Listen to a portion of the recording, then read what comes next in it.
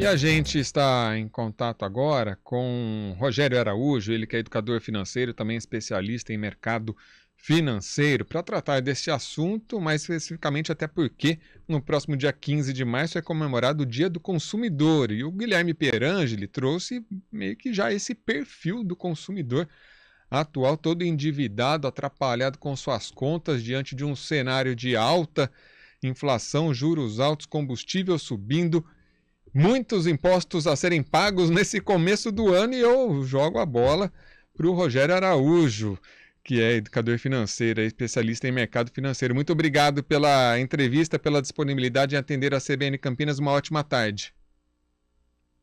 Boa tarde, André. Boa tarde aos ouvintes. Parece que o dado aí é assustador, André.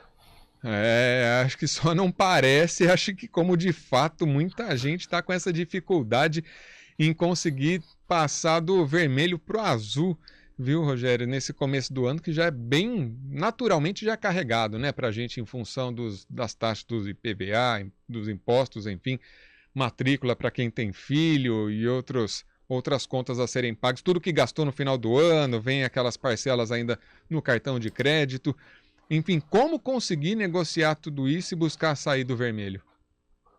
André, um dos dados importantes aí dessa pesquisa do Boa Vista é que o pessoal, todo mundo, mais de 50%, quer renegociar a dívida, quer sair do endividamento.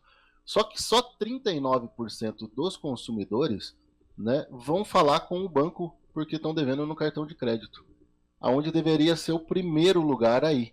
Né? Todos os que devem para o banco, seja ele um cheque especial ou cartão de crédito, eles deveriam ir primeiro ao banco, porque é onde o juro está mais alto.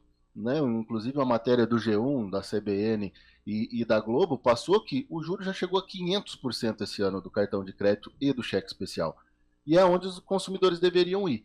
Agora, existe a lei de superendividamento no Brasil, que foi aprovada o ano passado, que dá uma alternativa para quem está super endividado de renegociar suas dívidas com os credores, em geral.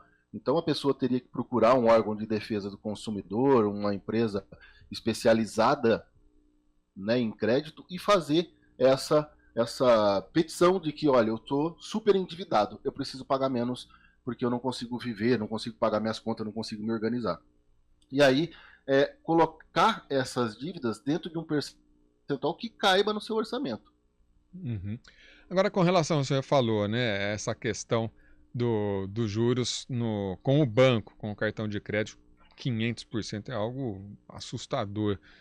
E por que o consumidor endividado não vai? Dá para se saber, né, sabida a principal razão? Há, de repente, já um pré-conceito de que o banco não vai fazer o que eu preciso, eu não vou conseguir uma parcela de X reais, eles não vão me parcelar em 48, 72 vezes. Há algo já assim que a pessoa já fala, não vou porque não vai dar certo. É o medo.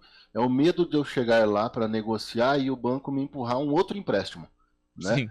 O gerente vai me empurrar um empréstimo a mais e eu vou ficar com essa dívida maior ainda e vai ter um juros exorbitante em cima. Né? Essa lei do superendividamento, ela vem muito nessa linha para que não seja cobrado esses juros de mercado. Né? Tem os juros específicos para você pagar, é uma renegociação para a pessoa sair da dívida. Essa renegociação, a parcela tem que ficar dentro dos 30% do orçamento. Né? Então, o que a gente olha hoje nesse dado que saiu da Boa Vista é que 35% diz que vão se organizar para pagar o valor devido. Só que 65% deles dizem que querem pagar, mas só 35% vão se organizar. É uma coisa assim que você olha para o dado e fala assim, tá, entendi que eles não estão conseguindo. Mas aí a gente vai olhar os pormenores, né, que vocês trouxeram na matéria. O desemprego trouxe muito endividamento, né, ou a queda da renda. Uma pessoa que tinha um comércio, um restaurante, ou do tipo, que trabalha com o público, nos últimos 2 anos sofreu demais, né? Então, aí você olha para isso e fala assim, pô, mas ele não quer? Não, mas eu tenho certeza, essas pessoas que não estão ali dispostos a ir por uma regularização da dívida, os 35%, eles não têm condições, eu acho, de ir negociar. Por isso não tem sequer a intenção de regularizar as dívidas. E o senhor colocou um ponto importante nisso tudo, porque tem essa questão dos perfis dos endividados, né? Além de todas essas informações que a gente já trouxe, essa questão da queda na renda, a questão do desemprego, e tem um outro perfil daquele que é o descontrolado, né? É aquele que gastou mais do que devia e agora vira aquela bola de neve e não consegue, né, entrar no eixo de novo, entrar nos trilhos. Mas com relação à queda na renda e o desemprego, isso acabou achatando e continua achatando e muito o salário do trabalhador, e a prioridade é colocar o combustível para poder ir trabalhar e continuar pagando as contas e pagar as contas básicas, né? Hoje em dia aí de água, energia e quem tem aí filho também escola.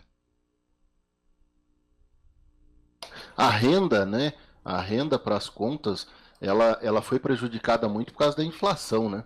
A gente teve uma alta da inflação no ano passado, e aí você tem uma renda que era compatível muitas das vezes e acabou deixando de ser compatível porque você tem um endividamento maior das pessoas. Então a inflação ajudou com que as pessoas ficassem mais endividadas, tivessem mais dívidas para poder fazer. O principal fator, né, do endividamento das pessoas, se a gente comparar os anos o segundo semestre de 2021 com o segundo semestre de 2022, o desemprego, né, fez com que esse endividamento crescesse 3%.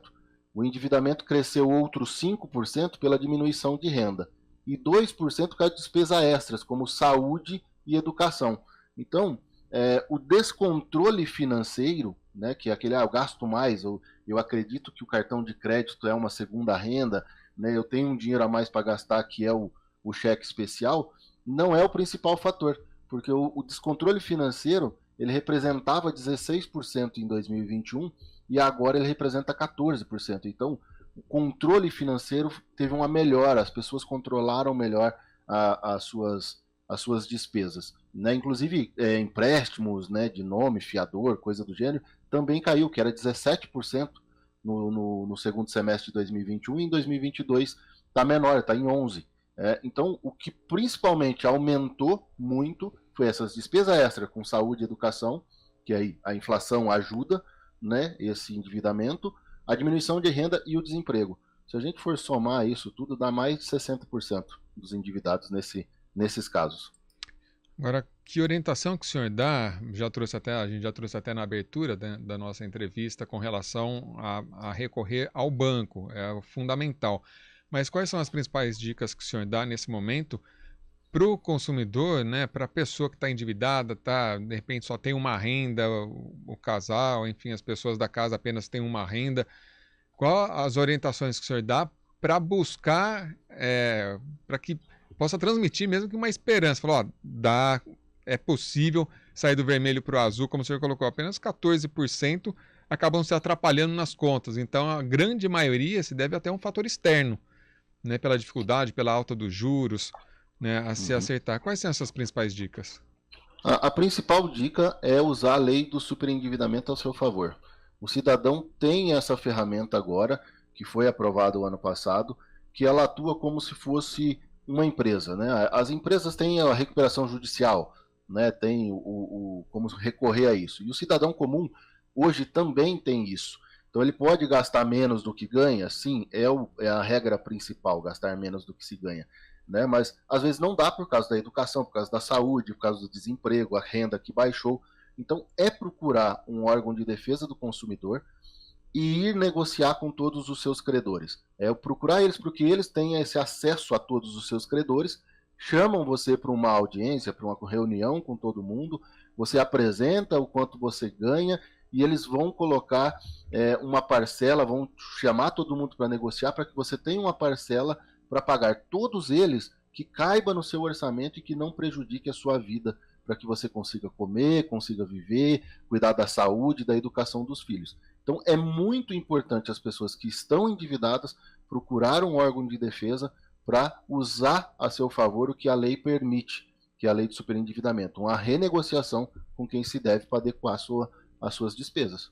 Uhum. Essa semana, inclusive, aqui a gente entrevistou aqui no estúdio CBN mesmo o Gabriel Cantu, que é gerente da Serasa, que começou essa semana aqui um mutirão nacional, né, de negociação de dívidas. São 420, 425, acho que empresas, entre bancos, empresas de telefonia, enfim, vários segmentos, para que as pessoas possam, através do próprio aplicativo mesmo, baixar o aplicativo e fazer essas negociações.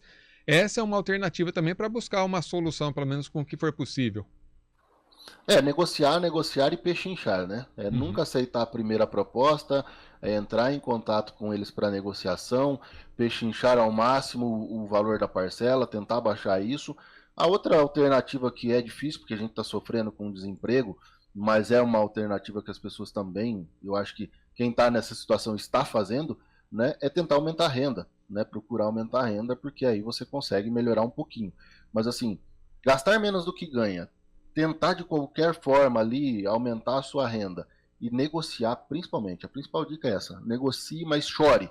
Né? Se você, ouvinte, não é uma pessoa que gosta de chorar muito nas negociações, leva um lenço, uma toalha, um balde para chorar muito.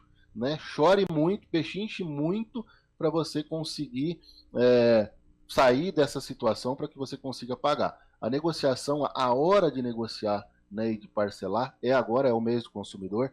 Então está todo mundo aberto para negociar, está todas as instituições abertas para negociarem, e eu acho que isso é muito importante. Negociar o quanto se deve para a gente poder sair disso de uma forma tranquila. Uhum. Rogério Araújo, educador financeiro, também especialista no mercado financeiro. Mais uma vez agradeço a sua participação aqui no estúdio CBN. Uma ótima tarde para o senhor. Ótima tarde, muito obrigado, André, obrigado aos ouvintes.